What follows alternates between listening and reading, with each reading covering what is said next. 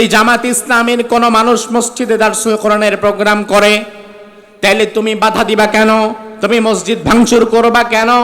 বরং তোমার উচিত তোমার দলের কর্মীদেরকে নিয়ে ওই মসজিদের ভেতরে আলাদা সময়ে আরেকটা দারসুল কোরআনের প্রোগ্রাম করা। কারণ সে যদি ভালো কাজ করে, তুমি তার চেয়ে বেশি ভালো কাজ করে দেখাও।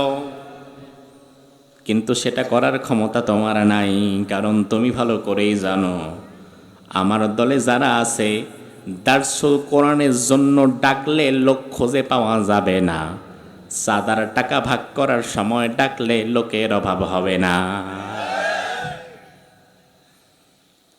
আমার ভাইরা ভালো করে বোঝেন, এজন্য আল্লাহ রাব্বুল আলামিন বললেন, বান্দা তোমাদেরকে আমি সৃষ্টির সেরা বানিয়েছি। সৃষ্টির সেরা হওয়ার জন্য তোমাদেরকে দুটো কাজ করা লাগবে। এই দুটো কাজ যারা করবে তারা সৃষ্টির শ্রেষ্ঠত্বের জায়গায় টিকে যেতে পারবে, আর এই দুটো কাজ যারা ছেড়ে দিবে একেবারে নিকৃষ্টতার পর্যায়ে তারা পৌঁছে যাবে।